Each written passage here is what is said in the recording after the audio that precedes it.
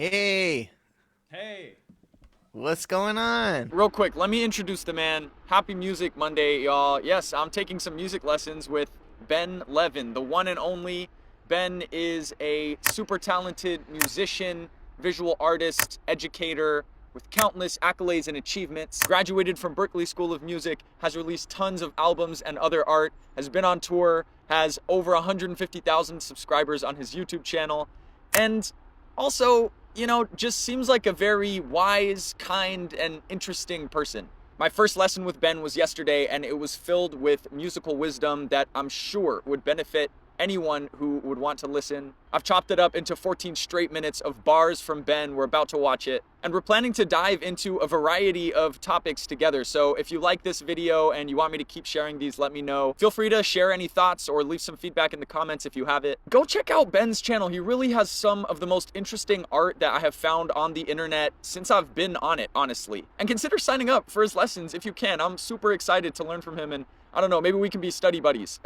I'll leave links in the description to find all his stuff. And without further ado, here is 14 minutes of profound musical wisdom from Ben Levin. Something that is usually the most helpful is if I give projects as an assignment to people, because it is good that you're recording this, and also it's good that you have experience teaching yourself and explaining things yourself, like through your channel and everything. It makes it so that if I do end up just kind of talking about something for an hour, it won't just like evaporate the second the lesson ends. Yeah. But usually giving a project for each thing is helpful. So even for like career and art life, there's this project of like do one collaboration with someone who has nothing to do with music. Like that could be an example project, and with specific parameters. And like your game jam, for instance, that's huge for career and art life. There's a lot of like insecurity in every industry, every creative industry. But one thing that is always good is group work, even if it ends up going poorly. Like even if it's a toxic group that you have to leave and it's not like healthy, the learning that happens from working in a group is super important, and it's also kind of rarer now, as people are just generally more isolated, which isn't something that's just felt. It's like statistically tracked that people are more lonely now. So the rarer it is to work in groups, the more of an advantage you have when you do. The more that there's an emphasis on music as a form of communication rather than as a product, you're like those things start to have more of an impact on our like lived experience. As a general rule, if your art costs money to make, you need money. And to get money these days, in most days of history, I guess, you need work. So art then quickly gets tied to work, and there's this other part of art, which is time. So people decide, I'm going to get a career in the arts because then I will be spending as much time doing art, and I'll have the money part, and then I can make my art the way I want. But if your art doesn't cost anything to make, then suddenly you can remove the money part from the art. You can still have the money part for rent and for everything to survive, but you don't actually need the money part to make the art. So once you can take that out, now things are a little simpler, where it's like really what you need is time. So you don't have to worry about what your career is in. It's just, it has to be something where when you stop doing the job, you aren't drained to the extent that you can't use your time. So any sort of occupation, side gig, any hustle that you do that doesn't totally drain your energy, so that let's say it's 8 hours of work for 5 days a week, let's say, which is a lot. If after those 8 hours each day, you truly are able to put in 6 hours of whatever you actually want, and it's not just melting into the couch because you're so exhausted from the day, then you're having a career that is in line with your art. It doesn't even matter what you're doing, as long as you can have the time. The time you have is actually had. I usually get my best work done in the morning, and that's been one of my adaptations. Is Yeah. like my earliest lessons are 10 a.m.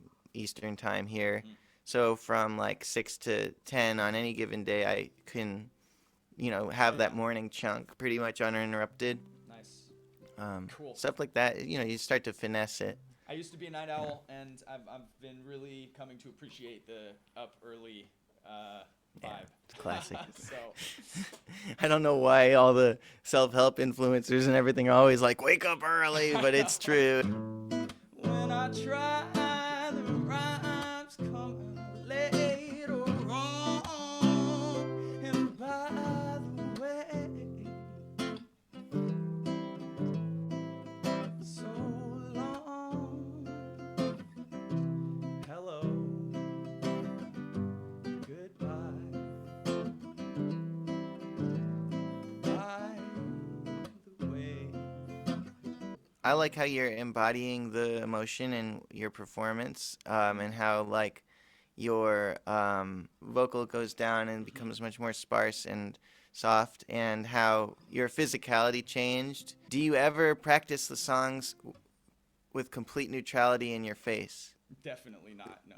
I don't think I It's do that with any song. interesting. It's an interesting thing. I think when you're performing, do what you just did. It's not just aesthetic. It's embodiment. Yeah. It's like it really helps. Yeah. When you're practicing, try practicing with as much neutrality in your face as possible. The foundation of our practice, I think, should be probably to find the most relaxed way to do everything, Yeah. and our practice should be to uh, play in such a way that your heart rate stays steady. Oh, But then you get on the that. stage and you're playing, let's say, punk.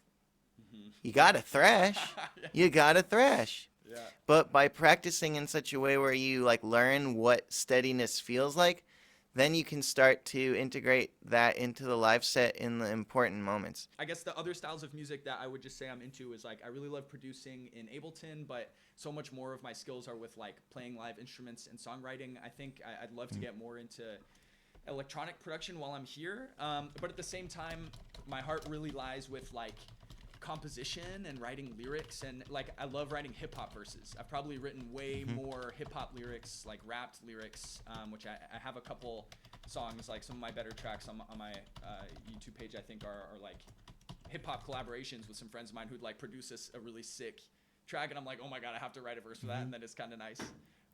Do you like Yoni Wolf and the band Y? I probably would.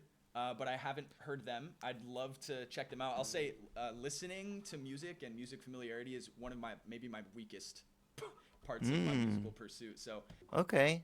Well, I'm thinking of a good first project. okay, Yeah, so I think what would be cool is to combine a listening project with a writing project. okay, So there's this band called Y that it's not that your music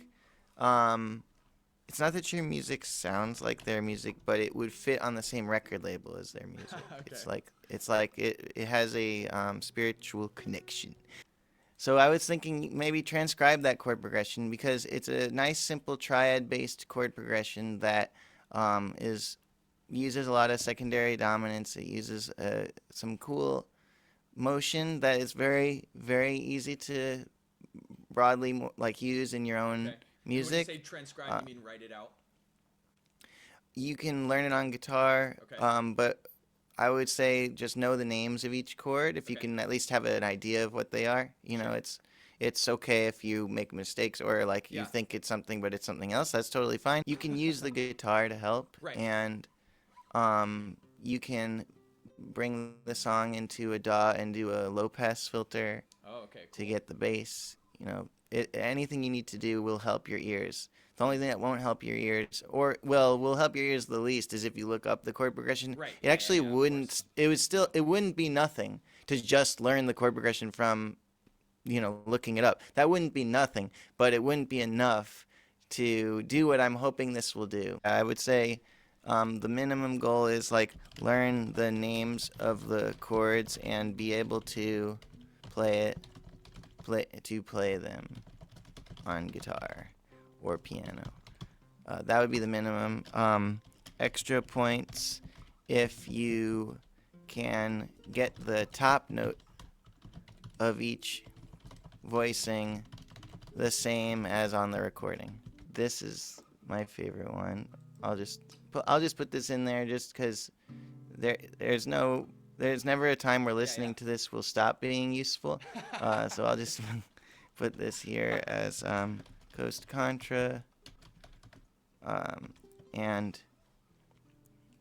let's definitely try to increase the amount of music you listen to. I think yeah, that would be good just yeah. for your spirit and like Totally. and the longevity thing. Yeah. Uh, It's a little bit like a ADHD logistics thing. I mean, maybe I'm just copping out, but like ever since it all went to Bluetooth, I find that I mm, just have headphones on way less often than I used to when everything was Me plugged too. in. So, I think they took away much more than an eighth inch jack when they yeah, took that eighth inch jack away. totally. They took away like a physical relationship Wow, with yeah, the music where it was totally. always available, and now Yes. you have to have specific products Yes. and specific. Yeah, it really has affected me, and that's why it's here in this list of things to Yeah, do. It's things like to do. you Exactly. know, It's like, oh, yeah, that's right. Listen to yeah. music. Oh, I love it. It's so helpful, and I'm trying to show you stuff that I think is cool, but also reminds me of what you do, 100%. and Yeah. will help. Like why will help. I think just give you some inspiration. This chord progression I think is inspiring. Coast Contra is just good for ideas and Totally. just like the pinnacle of rapping. But then I want to throw you some curveball Yeah. listening to at you. Have you Nice. checked out Nick Barrett's Ronin yet? No? Has that been a thing in your life? No. This group plays a show every Monday night, and they practice Hey! Aikido together. Music Monday. Let's That's go. right. That's right. So the Nice. ritual of it, they have Huge. a big The meal gear is together cool too. and practice Aikido, and they do these big workshops in the middle of the country in Switzerland where people go and learn rhythm with them.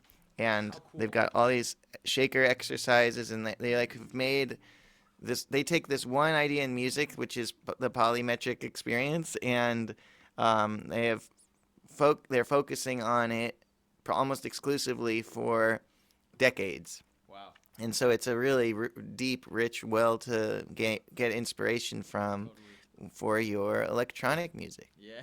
Hell yeah, it is. Oh, I can't And wait. it's all played live on acoustic instruments. So I'm so excited about this homework, Ben. it's definitely worth a whole lesson. Right. Definitely. I mean, I teach a class in this Australian school called Monash each year about social media art, and it's it's like a every year the class is almost completely different. Like Wow. what I'm actually saying every year is almost completely different That's because of fascinating. how AI and Yeah. algorithms have continued to like change the meta. The meta is it's a game. Games can be art, but like the game part of a game isn't what makes it into art. It's the way game mechanics can express a story or a feeling that make games into Mm. art. But just playing tic tac toe isn't an art. Like Yeah. Minesweeper's not an art. But a kid picking up a guitar for the first time and playing any Nirvana song is. I'm not trying to belittle games ever. I'm not like that kind of guy. But the point is, the winning of social media is like Minesweeper. It's not like um, a Hideo Kojima game. Yeah. Totally. It's not like Metal Gear Solid. It's Yeah. not Yeah. like Death Stranding. Yeah. Wow, that is so fascinating. And I feel that I'm grappling with it in real time. It's cool that Me you're too. like teaching classes about it. And yeah, I know Yeah. that you and many others are grappling with this. Like Yeah. it's a wide internet world. Well, I hope you have a good couple of weeks and have a really fun time in your big adventure in Berlin, Thanks. where Yeah. you've got you're married and you have friends and you have interests and you're maybe gonna get in great shape delivering mail. Yeah, You got a maybe. lot going on. I hope you enjoy. Thank you, Ben. Thank you. I appreciate it. And yeah, ditto. Be well. Hold it down over in the Thanks. States. Hell yeah, and we're doing it. Yeah, nice getting with you today. Looking forward to the next Yeah, one. you too. Nice to meet you. Cool. I'll have a good All right. couple weeks. You too. Peace. Ciao. Thanks.